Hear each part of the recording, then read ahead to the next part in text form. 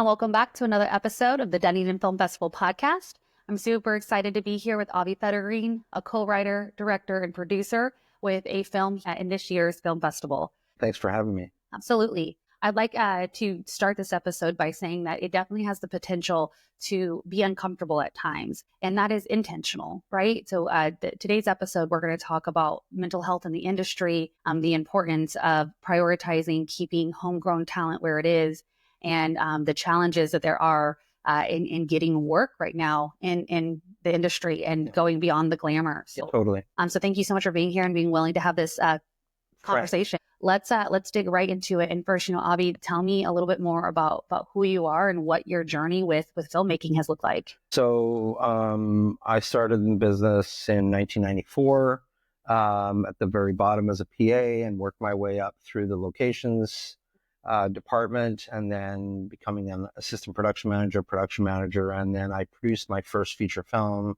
in 2007, which is called 1 Week with Joshua Jackson. That is probably my most successful film as a producer. And I've produced now over 70 feature films in Canada. And then in 2011, I started my own distribution sales company called Indie Entertainment, which was designed to help indie films get in front of audiences. And so I've spent my career both, making content, but also helping emerging filmmakers realize their dream of making films. And I've done a couple of initiatives where I raised over $1.5 million of in-kind sponsorship to help 8 first features get made. And I'm super proud of that. And now these directors have now moved on to their second or third features. So I'm more about giving back than I am taking when it comes to the industry. And if we don't help the future filmmakers of tomorrow, there will be no tomorrow. So I focus a lot of my time on that. I can definitely tell that you're passionate and you see that there's a priority in focusing on these new coming filmmakers. Was there somebody in your career who did that for you that you're trying to pass that on with?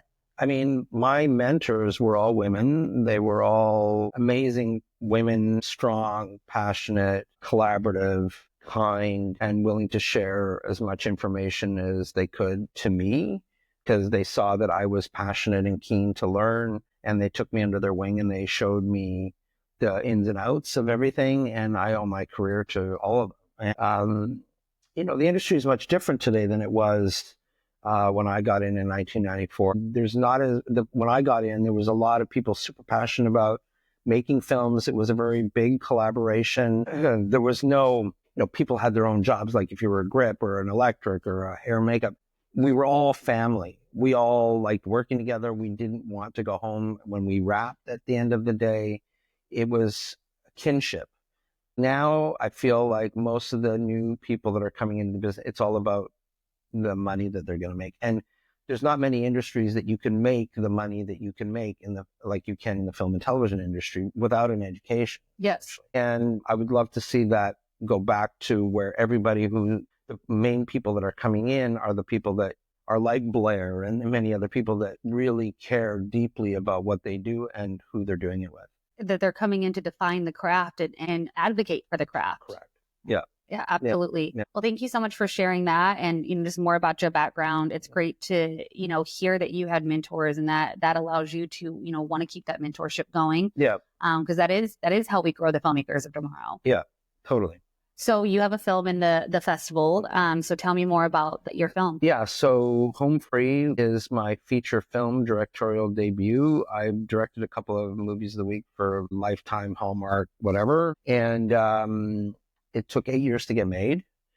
In summer of 2022, I went for the second time for traditional funding in Canada and got turned down. And I was completely devastated because what I was asking for financially was a very small amount of money for all the things that I'd done for the various funders over the 30 years that I've been making movies, and the strength of the script, which they acknowledged was probably one of the best scripts that they read. To not be given the opportunity to make it through them was extremely devastating to me, to the point where I got the email, I closed my computer, I immediately got a bottle of pills and a bottle of bourbon, and I went outside on my back deck, and my wife and my 10-year-old daughter, now 10, was up in Northern Ontario where my daughter was going to day camp, and my wife, who works on Star Trek, is a production coordinator, would commute every day, and I was working in Toronto.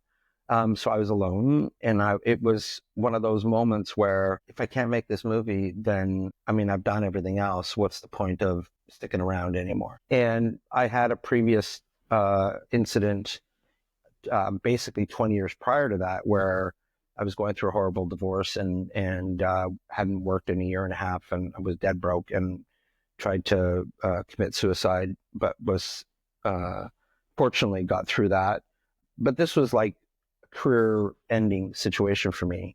I was 3/4 of the way through a bottle of bourbon, and I was at that point where the pills were starting to become more of a focus, but I hadn't done anything yet. And my wife called me to say goodnight, and she could tell that there was something wrong, and she poked and prodded to the point where I revealed what my day was like, and that what's the point of being around anymore? And I've fought depression and anxiety since I was a little kid, and I was alone, which obviously made the situation even worse. And she basically kept me on the phone saying, we'll find a way to make a movie, and all these other things, very positive conversations. And I was just a blubbering, bawling my eyes out, and felt very defeated. And I literally passed out and woke up the next morning on the floor of my back deck.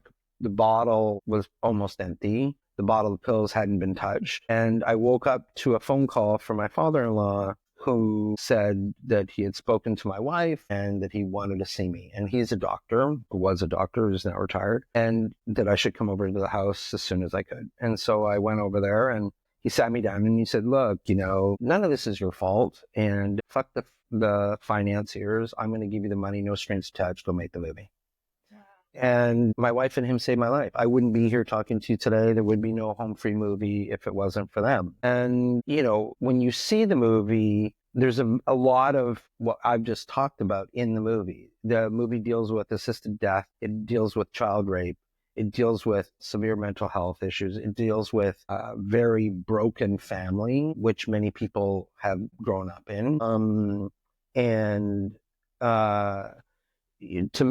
it also deals with LGBTQ plus coming out and being very open and honest about that to your family, which many queer people have that struggle. And I have a middle daughter who took years to tell my ex-wife that she was queer, because my ex-wife was a devout Christian and kept saying that the Bible says queer people are no good. But I knew right away, like years before she told me that she was queer, that I knew she was queer. And it doesn't matter to me. Like, you got to be happy. This is an issue-based movie which deals with these issues. And through this film, I want to help affect change. And I've created documents on the website for people that are dealing with these issues to be able to download it and click on links of organizations that they can reach out to for help.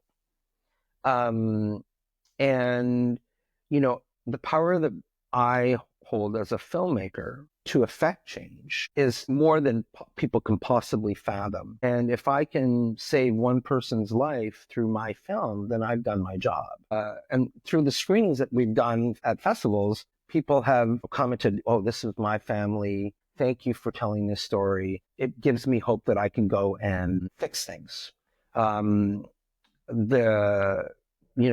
part of the film is that the father announces to his 3 daughters, and who are in their 40s, that he's got terminal brain cancer, and that he is going to, he's not going to do treatment, and that he wants to spend the weekend learning about his daughters more, but also to try to bring them back together again, because they've been separated for years and years and years without very little communication, and that they're not a unit anymore. And the point was for him to bring them back together again, and that they would all be a family again. That's a lot of people's lives. And in these Q&As that I do, I've had people stand up and say, my father's going through terminal brain cancer, and I didn't know what to do. And then the same woman said to me, and my 2 daughters don't speak to me. And this movie has given me hope that I can try to fix what hasn't been fixed in a long time, and also help me and my father get through the remaining part of his life. We don't make enough of these kind of films at all. And we also don't acknowledge when we have a problem. I would say 25 to 50% of every audience that I've presented this film to are too scared to acknowledge that they have a mental health issue. You're never going to solve your mental health issue completely, but you can control it.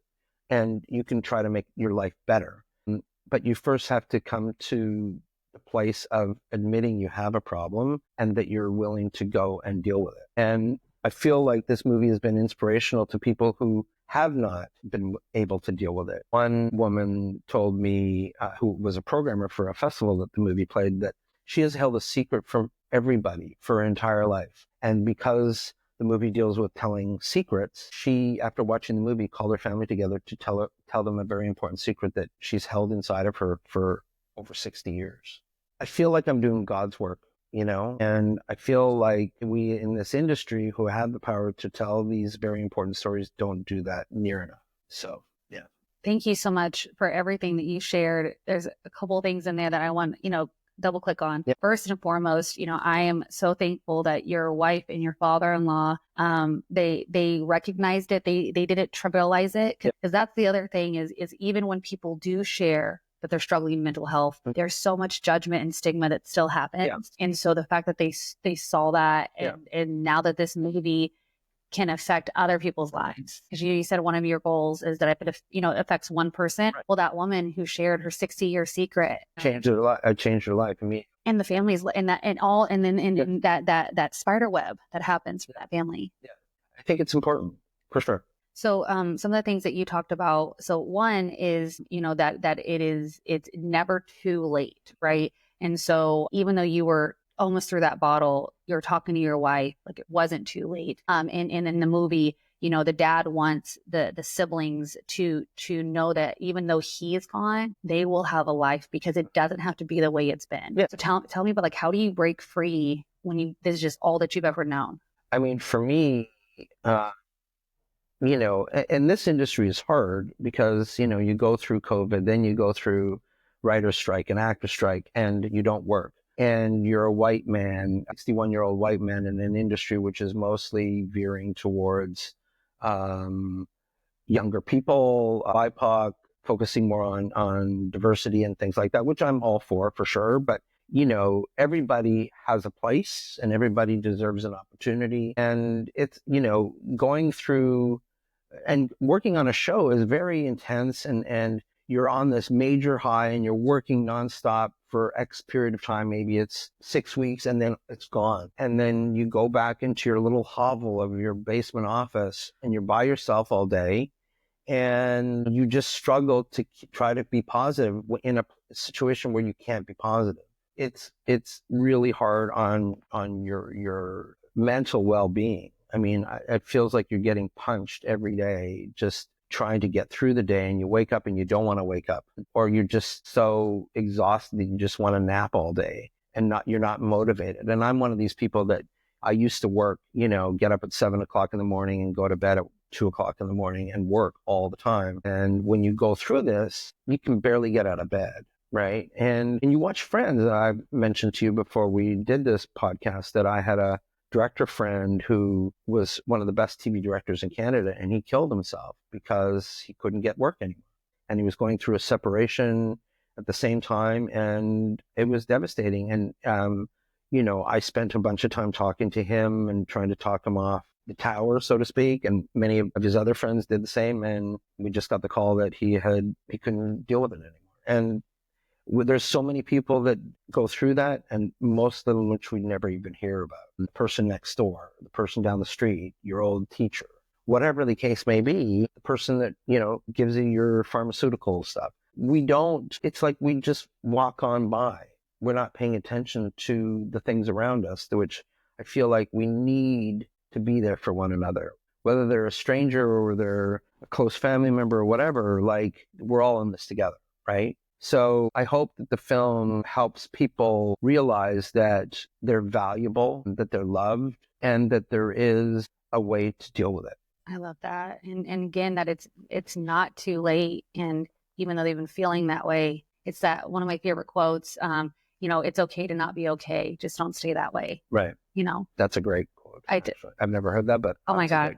Yeah. Just don't stay that way. Yeah, totally. Talk about that. That's the second part of what you said, is that you have to be willing to recognize it in yourself and want to not stay that way. But most people who are severely depressed, have mental health issues, anxiety issues, whatever, they know they have a problem, but they refuse to admit it, or they're too scared to admit it. And if they would admit it to themselves, they're too scared to admit it to somebody else. And because they think, oh my God, well, if this person has this, and this whole stigma about it, whether or not, that they're still going to be their friend or whatever, or a support system or whatever. And I think you got to throw caution to the wind and just, blah, right? It's like, if you're queer, who gives a fuck what people think? Just acknowledge that you are, first to yourself, and then go to your family. And if they're not willing to accept you for you are, well, then hopefully they'll come around one day. But you need to live your life. Yes. And you can't live a fake life. And there's so many people that I know who are queer, for example, who are living a fake life. One of the characters in my film is a queer, one of the sisters who was queer. And when I tried to cast, because there's always this thing with actors, like, you should cast a queer actress. So I tried to do that, but every actress I went to said, I don't want to be labeled that I can only play queer characters. So, but hold on, the community has said we want roles, and we want real, it's like we want a disabled person to play a disabled character. Yeah. We want a queer person to play a queer character. But I couldn't get a queer actress to play the part, so I cast somebody who I love and is a dear friend of mine and did an amazing job to play that role. We shouldn't be labeling people, right? And in our industry, we label people all the time, and I think that definitely needs change for sure. Yeah, and it's it's putting them in a box, and so where I absolutely agree that representation matters. I think it's also fair for an artist to want to have the freedom to do tons of different kinds of roles. Totally, 100%. And I think, one of the characters in TV that I love so much is it's How I Met Your Mother. It's the guy who plays Barney, who's Neil Patrick Harris. Yeah. And he just plays this like horn dog, hound dog. And he is like this sweet, completely opposite. Oh my gosh. Yeah. A gay man partner with his kiddos, and just as cute as can be, And I love that in artists, because it's like you really got to see them become a different character. They weren't playing themselves. Yes, that's part of being a great artist, is that if you can play what maybe not so comfortable for you, right? It just makes you a better actor. Yeah. Right. Yeah. No, I love that. Yeah. So thank you so much, because I think we were able to talk a lot about say what it looks like in the film industry, and then the pain people are experiencing, and encouraging them just to say it. Yeah, but the other thing is that, for me in the industry is that if people like, especially audiences think that the film and television industry is all glamour and glitz, but the reality is it's more tears than anything else. It has been a struggle for the 30 years I've been doing it. And, if I was in the business for the money, I would have gotten out a long time ago, because I don't make a living doing it. But if somebody told me I couldn't do it anymore, then what's the point of being here, right? Like, I love it so much. And you have to love what you do, because if you don't, then get out and do something that you're meant to do, right? Yeah. So I think people need to understand that it's not as simple as, we're automatically going to get the money, we're going to make this movie, and we're going to be famous, and, all this stuff. 90% of the industry is just getting by. And the difficulties of trying to get something made, especially today, is super hard. And, one of the films that I made took 16 years to get made. This one, Home Free, took 8. So it's nothing's a given, right? So, yeah.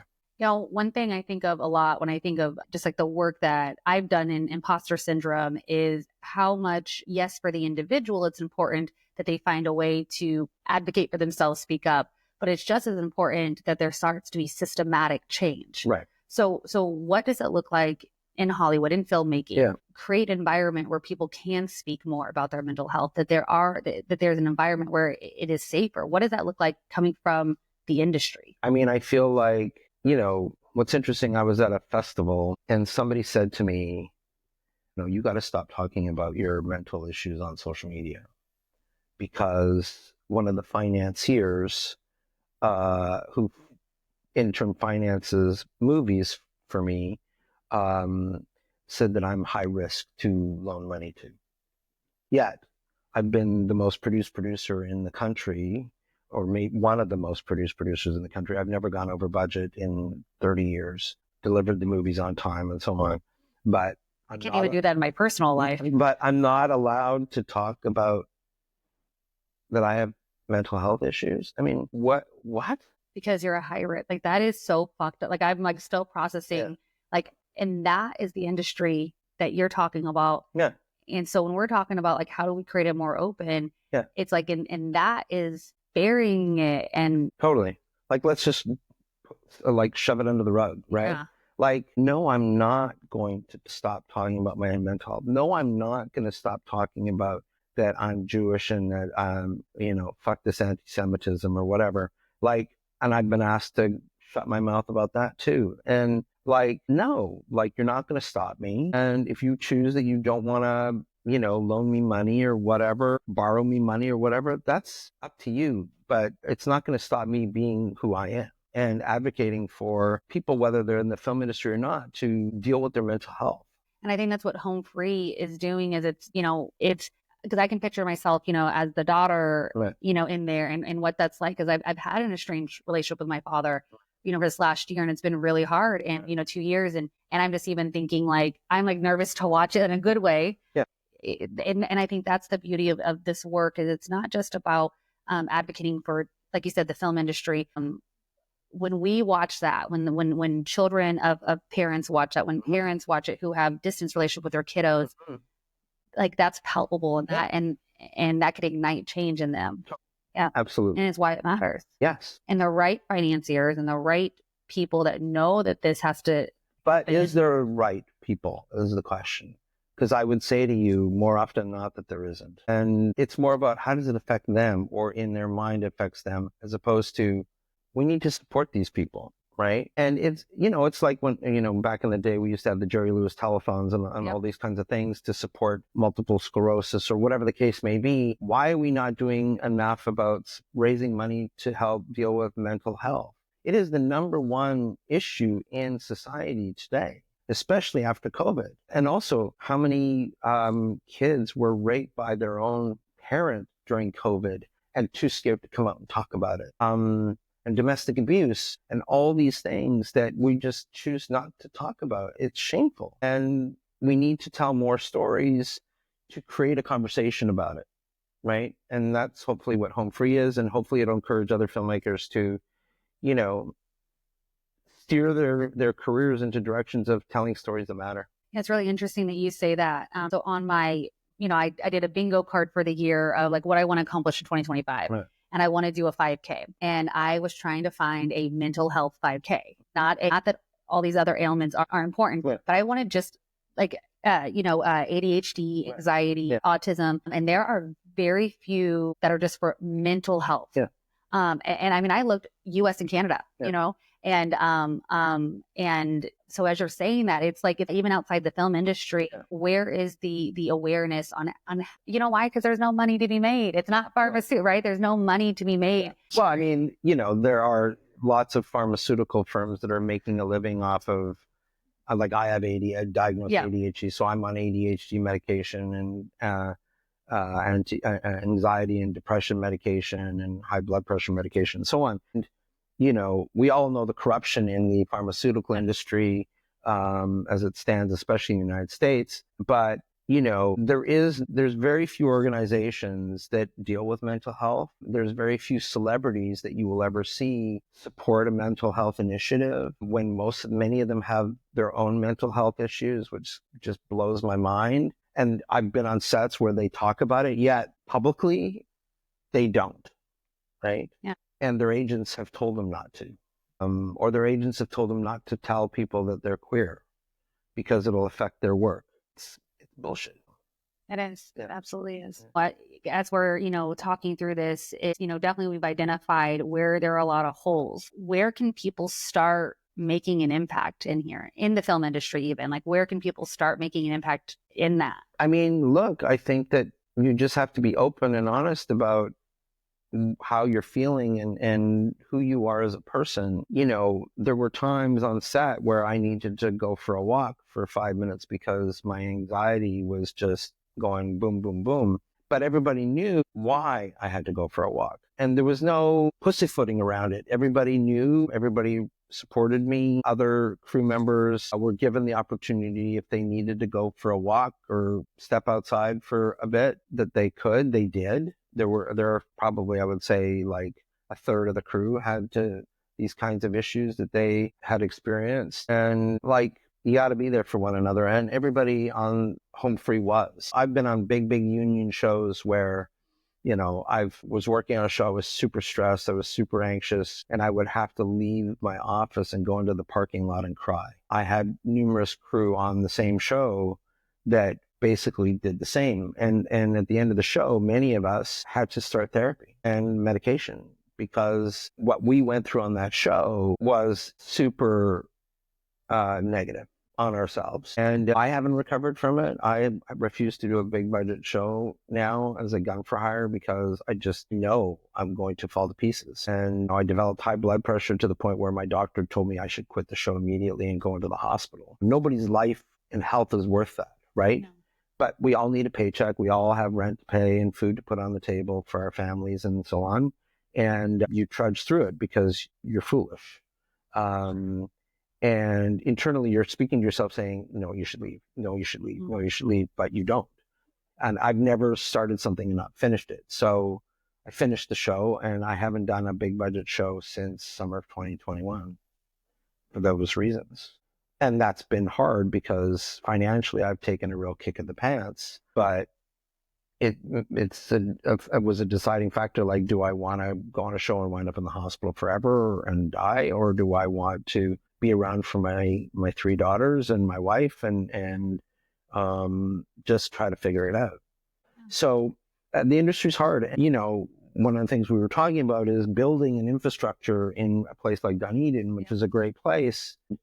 You got to start at home. You got to start building an opportunity for the people that were born here, that go to school here. When they graduate, you don't want them to climb on a plane and go to Georgia or Louisiana or California to work, because there's no opportunities here. You want to build an industry here of locals who have great stories to tell. They have a lot of kinships with people here that are also in the business that want to work on these shows, these local shows. And, the focus should be more on domestic production than on bringing people from parts unknown to a place just to take advantage of an incentive or a good deal. Yep. To then be here for 6 weeks and then bugger off and never to be seen or heard from again. I'd rather, I believe, and I've shot everywhere in Canada. I have lots of friends in the States, in various states, who are in the business. And even here, there are crew members that do more work in Georgia and other places than they do in Dunedin. That needs to change. Yes. And, I'd never been to Florida until I came to the Dunedin International Film Festival here. And I'm like godsmacked about how wonderful this place is and the people and the opportunities to make stuff here. But there needs to be change here. Yeah. And government and the film commissions and all these things should focus a lot of their resources into helping build an industry here.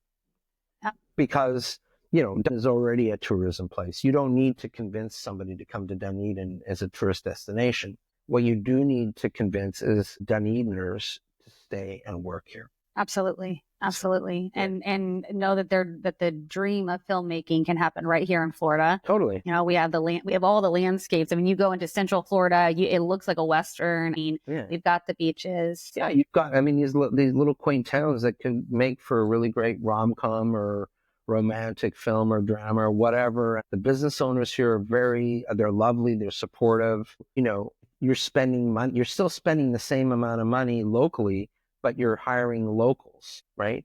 And you're not bringing people in. And I think that that's super important for any jurisdiction to be successful.